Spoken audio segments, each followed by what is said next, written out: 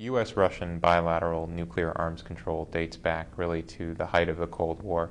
It began in the late 1950s, actually, into the 1960s and 70s. We had first SALT I and then SALT II. We had the first START treaty in 1991, and then we actually had two follow-on START treaties in the 1990s.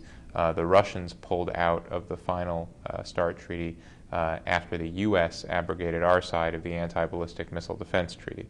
But we also had the Treaty of Moscow, which is a little different. That's a 2002 treaty known as SORT. This was a much more top-level, almost an executive agreement between then Presidents Putin and Bush to essentially enshrine in a document what they had already done on a unilateral basis, which was cut both sides' arsenals. So START, the new START today, is really a return to the tradition of in-depth bilateral arms control. Think about President Reagan's phrase, trust but verify, very detailed verification provisions. This is much more in line with what we've historically done than, I think, the post-Cold War model of SORT that we saw early in the last decade. The new START treaty has been obviously necessary for some time because there was a time horizon on the previous START treaty. It expired on December 5th of 2009, so it's currently expired. The Bush administration knew that they had to get going on negotiating something new. They didn't get very far with the Russians. It was a bad time. Obviously, there was the Georgia crisis over the summer before the 2008 election. That really sent U.S.-Russian relations to a low point. And this is tough stuff to do. So the Obama administration, as part of its broader, both its nuclear agenda and its U.S.-Russia agenda, which includes this notion of a reset of the relationship, they launched into these negotiations. The two presidents at their first meeting in London in the summer of 2009 essentially set up the framework for what the deal was going to look like. They followed that up in their subsequent meeting, announcing some of the numbers.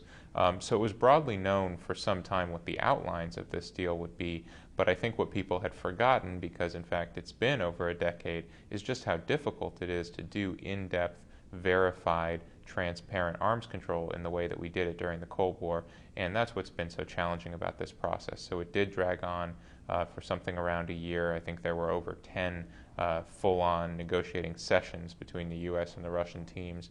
These involved bringing in some pretty heavy hitters, including the Secretaries of State, the National Security Advisor, Chairman of the Joint Chiefs has been involved, numerous undersecretaries and assistant secretaries and negotiators. So this has been a very complex process for both sides going on for a year now. What we know at this point from the information that's come out of the White House about the treaty is that the numbers, first of all, are going to be roughly a 30% reduction, at least surface level count, of deployed strategic warheads. So we're going from 2,200 as the top end under the SORT treaty in 2002 to 1,550, both sides. There's going to be a combined limit of 800 launchers. Launchers includes everything from an ICBM, a silo in the ground that launches a missile up into space, to submarine-launched ballistic missiles, to strategic bombers. Interesting detail on strategic bombers: each bomber is going to be counted as one missile, essentially. So even if it's carrying multiple bombs, multiple warheads, multiple cruise missiles, the bomber itself will be counted as one. So this is one of those intricacies, an artifact of the counting rules. My opinion about that, by the way, is that's because we live in an era where strategic bombers don't do us a heck of a lot of good in the nuclear deterrence context. They're too slow. By the time a strategic bomber gets across the ocean to where it needs to be, the conflict is over. Also, air defenses have advanced very dramatically, so it's a bit of a holdover. In terms of the verification, transparency rules, I think we're going to see a lot of what existed under the START I regime in terms of delegations being sent over to actually physically observe and verify on the ground. But there's also some of this sort of self-reporting, the idea that telemetry data, which is information about essentially what a missile launch looks like, is going to be released by both sides, I believe, 5 times. And it's going to be at the discretion of each side when they release that data. Now, the argument is we don't really need that information anyway. We have other intelligence sources that allow us to figure out what's going on. So, and again, we are in a different era with respect to the U.S.-Russia relationship, so more stringent requirements maybe weren't necessary.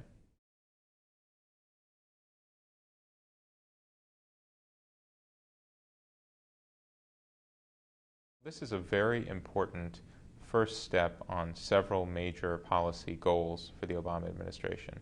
I think the first, of course, is the U.S.-Russia relationship. The fact of the matter is that while we face many very serious national security threats out in the world, the Russian nuclear arsenal is the single greatest existential threat as such that the United States faces. And what that means is not that the Russians are going to use nuclear weapons against us anytime soon, or that they're going to intentionally give them to someone else who would use them, but that the simple fact of the existence of these thousands of weapons, many of which are deployed and aimed on hair-trigger alert at American cities, is in and of itself an existential threat that we, as responsible national security decision makers, cannot ignore. That's why bilateral arms control is necessary.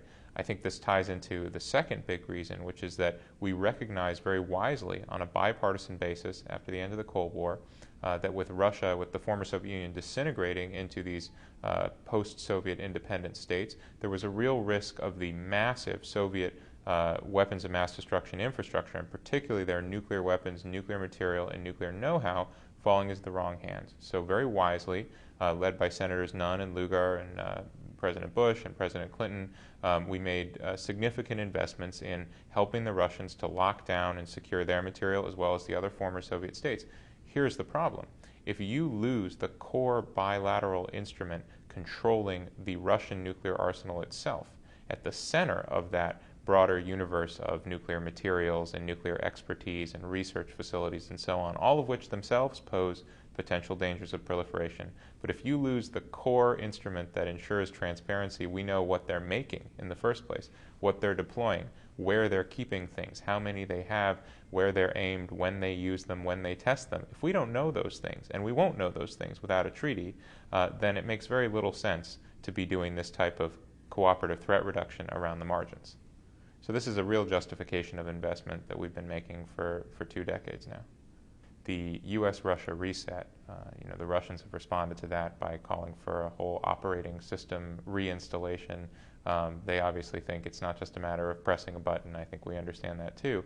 But it depends on delivering concrete progress. And so if you look at the START treaty as one more notch, and there have been a few others. An example would be the U.S.-Russian agreement to allow transit of lethal force through Russian territory to be used in Afghanistan. That was a major accomplishment. That agreement's actually being operationalized now. So you add this new START deal to that, and it starts to look like, rather than just being rhetoric, the U.S.-Russia reset is in fact potentially real. There's a long way to go on this. These are 2 presidents, President Obama and President Dmitry Medvedev on the Russian side, who understand how to work with their bureaucracies. So they've set up a bilateral presidential commission, which has over a dozen working groups dealing with everything ranging from energy, space, and science to counterterrorism. So all of these areas in which the U.S. and Russia, as we move towards, frankly, a more normal relationship, the type of relationship that normal countries have in the world, we can cooperate in all of these areas.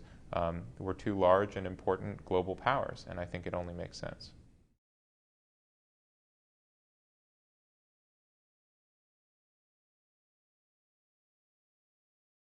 Well, I think the treaty is designed from the standpoint of U.S. national security to lock down the single biggest threat to the United States on an existential level, which is the Russian nuclear arsenal.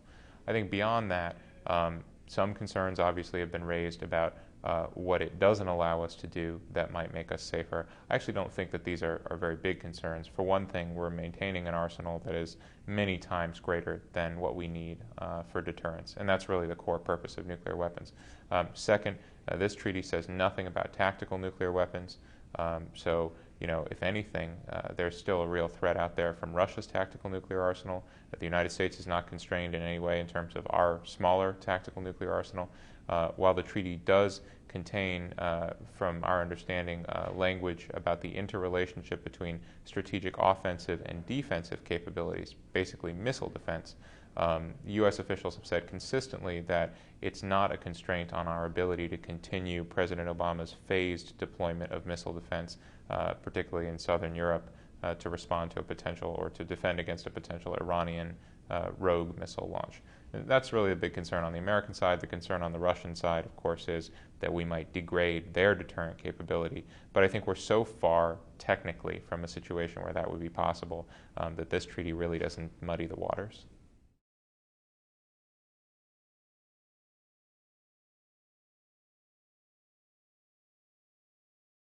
Some of the big issues that arose after the two presidents agreed on the basic outlines in terms of the numbers, launchers, warheads, etc., were about verification. What kind of information was going to be shared, when it would be shared, who would have access to it, and so on. And really the challenge there is to bridge the gap between the original START agreement, going back into the history of SALT and SALT II, and the sort of Reagan trust but verify era, where the onus was really on verify, not on trust, to the Bush-Putin relationship in 2002, when the SORT treaty really put the onus on trust. So that was a 3-page document that didn't look anything like a traditional arms control treaty, and yet it was a recognition that we are in a different era. This is not a time where the United States and Russia are fundamentally interested in a nuclear first strike capability. It does us absolutely no good to contemplate that. The Russians have no interest in destroying the United States. On both sides, the concern is solely defensive and deterrent. And to the extent that that's the case, it does make sense to include a level of sort of trust in our mutual intentions not to have these weapons used. So I think in a lot of ways this treaty sort of bridges that gap. It's a 21st century treaty. The verification mechanisms are very modern in that sense, but they do draw on some of the lessons that we learned from earlier, when there was less trust between the two sides. There was less knowledge. Americans just didn't routinely travel to Russia. So if an arms control verification team was going to go to Russia, it wasn't just the arms control part that was new to them. It was everything. It was being in Russia. It was the language, it was the culture, it was the nature of the society. We didn't know anything about what was going on over there. Today, really, it's just the arms control part. So both sides have made some concessions there, as is wont to happen in a negotiation, and I think we have a verification regime that makes a lot of sense.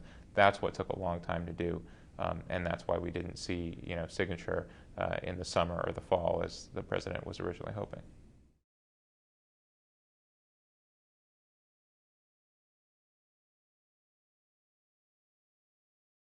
The theory of the reset really is to not only repair some of the damage that the U.S.-Russia relationship suffered in the late Bush administration, where we had obviously conflicts over NATO expansion, missile defense, Georgia, a lot of the sort of near abroad of Russia. We had some very concrete disagreements, but we also stopped talking to each other. So the U.S.-Russia reset is really about normalizing this relationship so that the U.S. and Russia are communicating about a broad range of issues.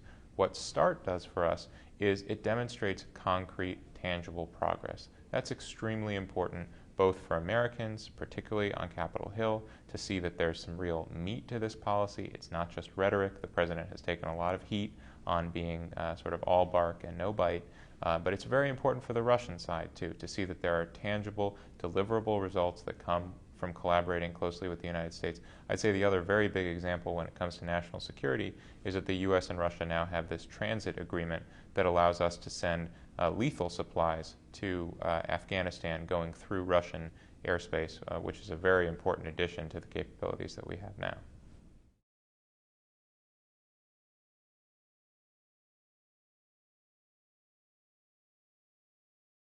In terms of the treaty itself, it's essentially done.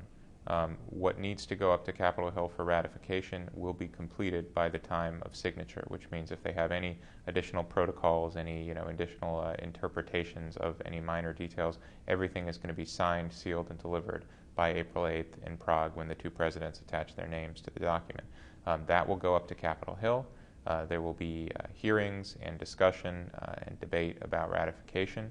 Assuming that ratification succeeds, it's not a foregone conclusion. I think it's likely. There is bipartisan support for it. It's in the long tradition of bipartisan, strong, overwhelming bipartisan support for arms control treaties between the U.S. and Russia and the Soviet Union. So I think that'll happen. Then, of course, the next step, the Russians have to ratify it as well. Then it'll come into force. That will bring the 2002 Treaty of Moscow out of force. And then the questions about the next step really depend a lot on politics. A lot of folks who are strong supporters of arms control and disarmament have talked about this START treaty being a small first step, but the next treaty being really where the onus is. Can the U.S. and Russia commit to making much greater cuts in our still very large, bloated nuclear arsenals? Can we bring in issues that we didn't touch before, like tactical nuclear weapons, battlefield weapons? There are literally thousands of these in the world that are just not covered at all in this current START treaty. Again, most of them in the hands of the Russians and some in our hands as well. Can we deal with the stockpile of nuclear weapons? Again, this treaty says nothing about weapons that are stored in a stockpile. So even if you're reducing your deployed arsenal by 30%, does it make too big a difference if you just move it to the garage and keep it under lock and key in the garage? You could always bring it back out again. So I think the rest of the world that's watching the superpowers, the U.S., former Soviet Union, now Russia, disarming these massive Cold War arsenals, are asking more fundamental questions. Does this mean that we're moving towards the promised reduction to zero, effectively, in the Non-Proliferation Treaty? President Medvedev, President Obama have both enunciated their goal of getting to zero nuclear weapons. So I think the world is watching as to whether they're sincere about that, and that has yet to be seen. I think there are three major challenges facing the United States and this administration in terms of next steps after START. The first is, of course, that those people who had strongly supported the administration in bringing the START negotiations to a close and getting a signed treaty may not be totally satisfied with what they got. That is, this is a small first step for a lot of folks who are strong supporters of arms control and disarmament. And it's not just Americans in the left of the Democratic Party who would like to see a lot more nuclear weapons eliminated. It's also our allies, our partners, some of the aspiring nuclear states around the world that really are sitting back, looking at the framework of the Non-Proliferation Treaty, which is a basic bargain that says, those countries that don't have nuclear weapons will agree not to acquire them, but those countries that do have them will take serious steps towards eliminating them. We struck that deal 40 years ago. We're pretty far from totally eliminating our nuclear arsenals, and this, while it signals a commitment to doing so, perhaps, numerically at least, it doesn't get us a lot closer. So I think that's a major challenge. It's going to be a real political issue at the NPT Review Conference in May. I think challenge number two is on the Russian side. The Russians are genuinely and seriously concerned about missile defense. Their watchword is parity. They want to be at equal capability with the United States, both in terms of offensive weapons and to the extent that defensive capabilities limit the effectiveness of an offensive capability, they're going to compensate for that. So they've limited themselves to the same basic terms as the United States has in terms of offensive nuclear capability. Their concern is if we go ahead and erect a nuclear or a ballistic missile defense shield in Europe that could potentially compromise their ability to launch a nuclear deterrent strike against the United States, they might have to do something to compensate for that, and that might even include, and Russian members of parliament have said this, withdrawing from the START treaty. So that's a real potential danger. Certainly the rhetoric around that when the Russian Duma considers ratification, potentially in response to a ratification fight in the U.S. Senate, could be quite negative. I would hate to see this treaty start to unravel before it's even come into force. So the challenge that START faces in terms of ratification in the U.S. Senate is basically this. There are strong signals from most of the president's Democratic allies that they're going to vote in favor. There is a long tradition of bipartisan support, in fact, overwhelming bipartisan support for arms control. This treaty fits very much into that tradition. The ranking member on foreign relations, Senator Lugar, who is by all accounts the dean of arms control on the Republican side, has signaled his very strong support. That means there will be bipartisan hearings in Senate Foreign Relations about this treaty. We're set up for a very good, robust, bipartisan conversation about the treaty. I think the treaty will get 67 votes. Here's the challenge. In getting to 67 and in getting as many votes as possible beyond 67, because you want to put a strong face forward on this, what are the compromises that will need to be made by the administration and the treaty's supporters in the Senate? Those compromises, be they about missile defense, be they about investments in the nuclear stockpile, potentially even making new nuclear weapons in the future to satisfy those who think that we have to have new nuclear weapons in order to be secure, those could potentially very significantly tie the administration's hands and weaken it politically when it goes into the Non-Proliferation Treaty Review Conference in May.